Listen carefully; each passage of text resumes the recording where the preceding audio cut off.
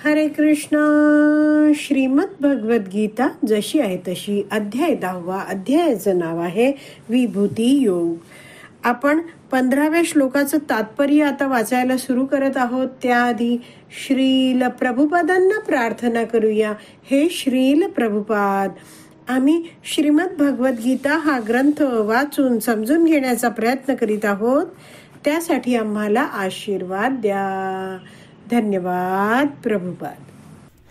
तात्पर्य: अर्जुन आणि त्याच्या अनुयायांप्रमाणे जे भक्तियोगाद्वारे भगवान श्रीकृष्णांशी संबंधित आहेत तेच केवळ श्रीकृष्णांना जाणू शकतात.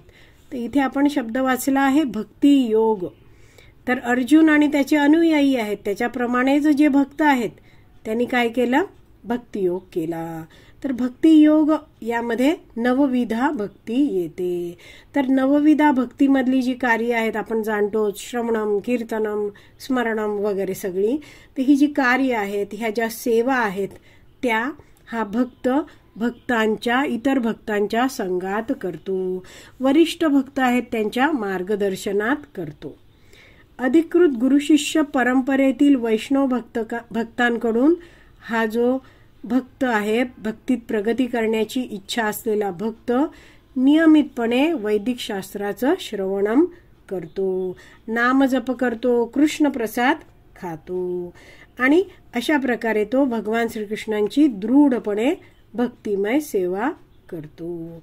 जसं श्रील प्रभुपाद आपल्या प्रवचनात म्हणतात की भक्तांचा संग घेणे म्हणजे केवळ त्या भक्तांबरोबर राहणे एवढेच नाहीये, तर सगळ्या भक्तांनी एकत्र येऊन नेहमी भगवान श्रीकृष्णांच्या विषयी चर्चा केल्या पाहिजेत, श्रवणम केलं पाहिजे आणि नामजप सुद्धा केला पाहिजे. तर इथे आपण जी ओळ वाचली पहिलीच, त्याच्या शेवटी काय लिहिलंय की तेच केवळ श्रीकृष्णांना जाणू शकतात. तर कोण भगवंतांना जाणू शकता आहेत? जे निरंतर निष्कपट अनुकूल भावनेत भगवान श्रीकृष्णांची भक्ती करता आहेत, भक्ती योग करता आहेत, भक्त संघामध्ये करता आहेत, त्यालाच भगवान श्रीकृष्ण समजतील. तर निरंतर म्हणजे अखंडित भक्ती करायची आहे, खंड करायचा नाही.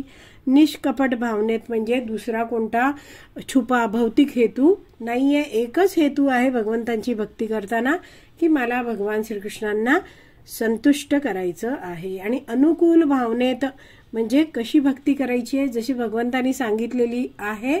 आणि ध्येय काय आहे? भगवंतांच्या आनंदासाठी प्रत्येक कार्य करणं.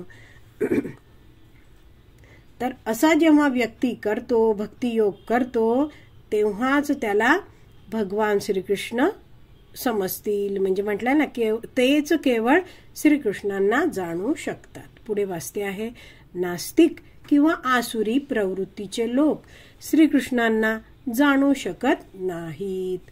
तर नास्तिक या शब्दाची व्याख्या आहे संस्कृतमध्ये. जो म्हणतोय न अस्ति भगवान, काय म्हणतोय तो? भगवंत नाही आहेत, भगवंतांना मी मानत नाही, भगवंतांनी हे काही वैदिक शास्त्र दिलंय असं तुम्ही सांगतायत, पण त्याच्यावर माझा अजिबात विश्वास नाही. तर असे हे जे लोक आहेत, न अस्ति भगवान इति नास्तिक, नास्तिक लोक आहेत. किंवा इथे म्हटलंय आसुरी प्रवृत्तीचे लोक. तर ह्यांचा भगवंतांच्या अस्तित्वावर विश्वास नाहीये आणि वैदिक शास्त्रावर पण विश्वास नाहीये. तर असे हे जे आसुरी प्रवृत्तीचे लोक आहेत ते आपल्याला वैदिक शास्त्र वाचताना सुद्धा दिसतात.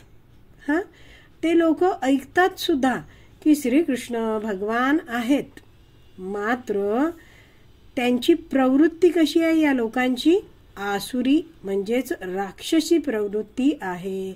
आणि त्यामुळे हे वैदिक शास्त्रातलं जे ज्ञान आहे ते लोक स्वीकारत नाहीत. मग ते काय करतात? आपल्या बुद्धीने, आपल्या मनाने त्या विषयावर तर्क वितर्क करतात आणि वेगळेच अर्थ काढतात. म्हणून श्रील प्रभुपाद इथे म्हणतायत की नास्तिक किंवा आसुरी प्रवृत्तीचे लोक श्रीकृष्णांना जाणू शकत नाहीत. पुढे भगवंतांपासून मनुष्याला दूर नेणारा तर्कवाद म्हणजे एक भयंकर पाप आहे आणि जो श्रीकृष्णांना जाणत नाही त्याने भगवद्गीतेवर भाष्य करण्याचा प्रयत्न करू नये. तर असे अनेक सारे लोक आहेत, ते धन पैसा कमवण्यासाठी, समाजामध्ये पूजा लाभ प्रतिष्ठा मान सन्मान प्राप्त करण्यासाठी व्यावसायिक कथाकार बनतात. म्हणजे कथा करणं, भगवंतांच्या कथा करणं हा त्यांचा एक व्यवसाय बनतो आणि म्हणून म्हटलं जातं त्यांना व्यावसायिक कथाकार. मग असे लोक आहेत, ते श्रीमद भागवतम भगवद्गीतेवर प्रवचन करतात. काहीतरी यातले स्वतः आपल्याच मनानुसार तर्क करत या विषयांवर ग्रंथ सुद्धा लिहितात, ते प्रकाशित करतात. आणि असे जे ग्रंथ वाचतात काही लोक किंवा त्याच्या अशा व्यावसायिक कथाकारांची कथा ऐकतात, त्यामुळे जे कोणी भाबडे लोक आहेत, ज्यांना वैदिक शास्त्राबद्दल आध्यात्मिक ज्ञान फारसं नाहीये, अध्यात्माबद्दल फारसं ज्ञान नाहीये, मग अशी लोक आहेत ती गोंधळून जातात. आणि त्यातल्या कित्येकांना तर या वैदिक शास्त्रावरचा विश्वास आहे तो उडून जातो, निघून जातो. म्हणजे आता ते पुढे वैदिक शास्त्रावर विश्वासच ठेवत नाहीत. तर अशी जी लोक आहेत ती अयोग्य व्यक्तीकडून श्रवणम केल्यामुळे, ऐकल्यामुळे किंवा अयोग्य व्यक्तीने या महान ग्रंथांवर काही लेखन केलंय तर ती पुस्तकं वाचल्याने अशी लोक भ्रमित होतात आणि भगवंतांपासून दूर जातात.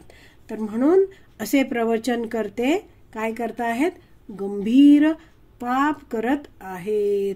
आणि म्हणून म्हटलंय काय करतायत ते, भगवंतांपासून मनुष्याला दूर नेणारा तर्कवाद प्रस्तुत करत आहेत. ही एक गंभीर बाब आहे. आणि म्हणून इथे प्रभुपाद सांगतायत की जो श्रीकृष्णांना जाणत नाही त्याने भगवद्गीतेवर भाष्य करण्याचा प्रयत्न करू नये. आणि अगदी पहिल्या ओळीतच श्रील प्रभुपादांनी सांगितलंय की जो भक्तियोग करतो आहे, हा भक्तियोग कसा आहे, भगवान श्रीकृष्णांशी संबंधित आहे. तर असा व्यक्ती जो अर्जुनाने जशी भक्ती केली तसा तो भक्ती करतो आहे, तर असा भक्तच केवळ भगवान श्रीकृष्णांना जाणू शकतो. मात्र जो भगवंतांना जाणत नाहीत त्याने अशी ही जी भगवद्गीता आहे या पवित्र ग्रंथावर किंवा वैदिक शास्त्र आहेत त्यांच्यावर भाष्य करण्याचा प्रयत्न करू नये. आता पुढे वाचूया. भगवद्गीता म्हणजे श्रीकृष्णांचे उपदेश आहेत. तसेच हे कृष्ण विज्ञान असल्या कारणाने अर्जुनाप्रमाणे श्रीकृष्णांकडून हे जाणून घेतले पाहिजे. काय म्हटलं आहे की आपल्याला ही जी भगवद्गीता आपल्या समोर आली आहे ती काय आहे, भगवान श्रीकृष्णांचे उपदेश आहेत. आणि हे काय भगवंतांनी दिलेलं विज्ञान आहे. आणि त्यामुळे ते विज्ञान समजून घेण्यासाठी आपण योग्य असा मार्गदर्शक निवडला पाहिजे. तर कोण आहे इथे, अर्जुन. तर तसं अर्जुनाने जसं भगवान श्रीकृष्णांकडून जाणून घेतलं तसं आपण जाणलं पाहिजे. तर अर्जुनासाठी भगवान श्रीकृष्ण होते. मग हे भगवंतांनी दिलेला उपदेश आपण कोणत्या माध्यमातून जाणू शकतो याविषयी श्रील प्रभुपाद प्रवचनात समजवतात की अधिकृत संप्रदाय आहेत ते 4 आहेत. तर भगवान श्रीकृष्णांनी हे सगळं जे आध्यात्मिक ज्ञान आहे ते ब्रह्माजींना दिलं, श्री लक्ष्मी देवी आहेत त्यांना दिलं, रुद्र म्हणजे शिवजी आहेत त्यांना दिलं, आणि ब्रह्माजींचे जे 4 कुमार आहेत त्यांना दिलं. आणि ह्या सगळ्यांनी हे ज्ञान आत्मसात केलं जे भगवान श्रीकृष्णांनी दिलं आहे ते. आणि मग त्यांनी तेच ज्ञान आपल्या शिष्यांना दिलं. आणि अशा प्रकारे हे 4 संप्रदाय सुरू झाले. 4 अधिकृत गुरु शिष्य परंपरा सुरू झाल्या. तर या संप्रदायांची नावं काय आहे, ब्रह्माजींचा ब्रह्म संप्रदाय, श्री म्हणजे लक्ष्मी देवींचा श्री संप्रदाय, रुद्र शिवजी आहेत त्यांचा रुद्र संप्रदाय, आणि 4 कुमार आहेत त्यांचा कुमार संप्रदाय झाला. आणि ही जी अधिकृत गुरु शिष्य परंपरा याला म्हटलं जातं कारण ती भगवान श्रीकृष्णांपासून सुरू झाली आहे. तर अशा या अधिकृत गुरुशिष्य परंपरेतून जो वैदिक शास्त्र श्रवण करतो त्यालाच भगवान श्रीकृष्णांनी दिलेलं हे जे ज्ञान आहे ते प्राप्त होतं. का? कारण हे संप्रदाय आहेत ते भगवान श्रीकृष्णांनी दिलेल्या दिव्य ज्ञानानुसार सुरू झाले आहेत. दिव्य ज्ञान आधी ह्या सगळ्यांनी प्राप्त केलंय, ब्रह्माजी, लक्ष्मी देवी, रुद्र आणि कुमार, आणि ह्यांनी पुढच्या पिढीला हे ज्ञान गुरुशिष्य परंपरेद्वारे दिलेलं आहे. आणि म्हणून हे जे भगवद्गीता आहे हे भगवंतांचे उपदेश आहेत आणि हे कृष्ण विज्ञान आहे. भगवंतांनी जीवनात काय करावं, कसं करावं हे सगळं शिकवलं आहे. तर जसं अर्जुनाने भगवंतांकडून जाणून घेतलं भगवान श्रीकृष्णांकडून, तर तसंच आपण केलं पाहिजे.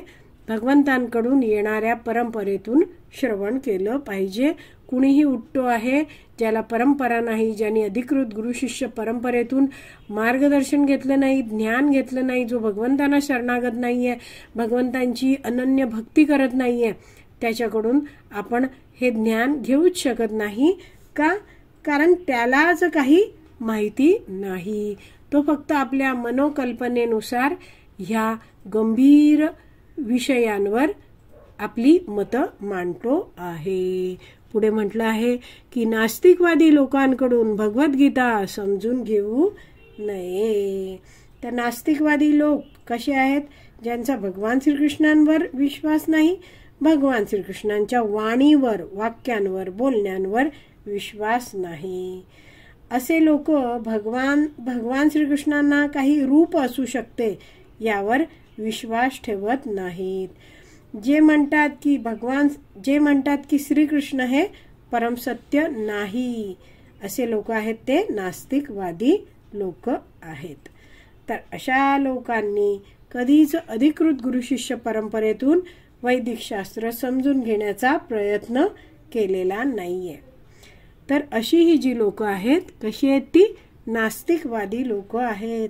त्यांच्याकडून आपण भगवद्गीता समजून घेऊ नये. आणि एक वाक्य आहे ना मराठीत, आडात नाही तर पोहऱ्यात कुठून येणार? विहिरीतच पाणी नाहीये तर आपण कितीही पोहरा टाकला त्यात तरीही पाणी काही बाहेर येणार नाही. तर हेच लोक जे नास्तिक आहेत आणि भगवद्गीतेवर प्रवचन करतात, त्यांना भगवंतांबरोबर काही देणं घेणं नाहीये, भगवंतांची भक्ती करत नाहीये, भगवंतांच्या भक्तांकडून काही शिकलेले नाहीयेत, असे लोक काय भगवद्गीतेवर बोलणार आणि ते ऐकून काय तो आपला उद्धार होणार? त्यामुळे हे सगळे प्रयत्न आहेत ते काय आहे? व्यर्थ जाणारे आहेत. म्हणून म्हटलंय की नास्तिकवादी लोकांकडून भगवद्गीता समजून घेऊ नये. तर आज विराम द्यायची वेळ झाली आहे. आज आपण इथेच विराम देऊया. श्रीमद भगवद्गीता की जय. श्रील प्रभुपाद की जय. हरी बोल.